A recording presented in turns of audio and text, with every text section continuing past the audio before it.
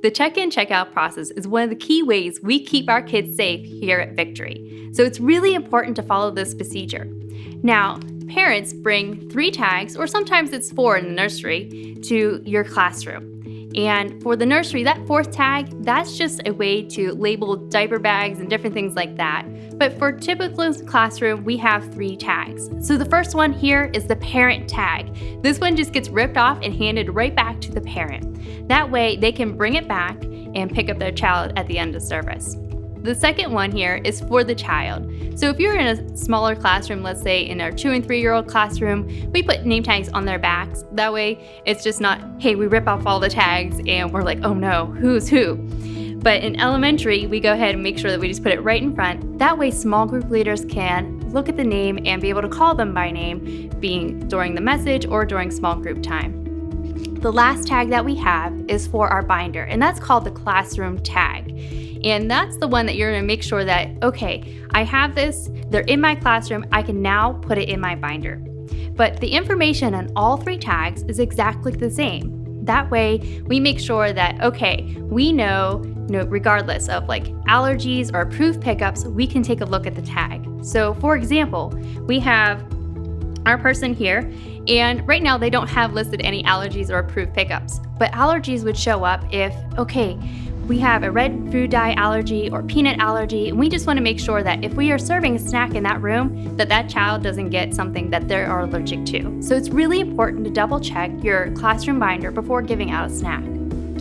The other thing is approved pickup. So approved pickups are people who are approved by mom and dad to pick up that child. Let's say, for example, mom and dad are away and grandma and grandpa are dropping off the kids. Let's say grandma and grandpa, they lose the tag, but we can look up in the system that, okay, grandma and grandpa, they are approved to pick up this kid.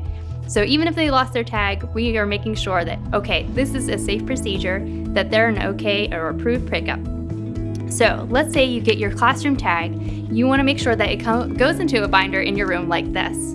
So we keep the binder just for evacuation purposes, but then also it's easy access to find out, okay, if we are serving a snack or if we have an approved pickup, it's all in one location. So in your binder, you will have these nice little papers with the squares. So there are 10 squares on each page on each side. So that's an easy 20. That way when you do attendance really quick, you can count, okay, this is 10, 20, and that's a lot easier than, okay, there's 5 on this page, 4 on this page, and trying to do math in your head. So again, keep 10 to each page and you should be doing just fine. But the key things to remember, during pickup time, parents must present the parent tag in order to pick up their kid. But the thing that we are looking for is not the name, actually. We are looking for the security code. This security code is unique for that child and that service. So we're matching up the security code to security code on the parent and the child tag to make sure, hey, this person is okay to pick up. Just because we do have security issues where a parent may not be able to pick up a child any longer because of a custody issue.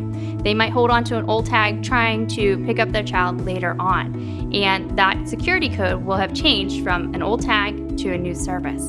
So we definitely want to make sure that we are checking that security code. So one of the things that I do is that I check the parent tag, pull off the child tag, stick them together, and then I throw them away. That way I know for sure that there's no old tags laying around. And if you happen to see a tag in the hallway, please pick it up and take it to that classroom just to make sure that we don't have tags laying around.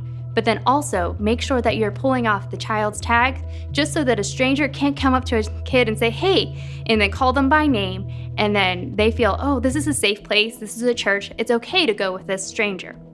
So those are just safety procedures that we have in place to make sure that our kids are safe.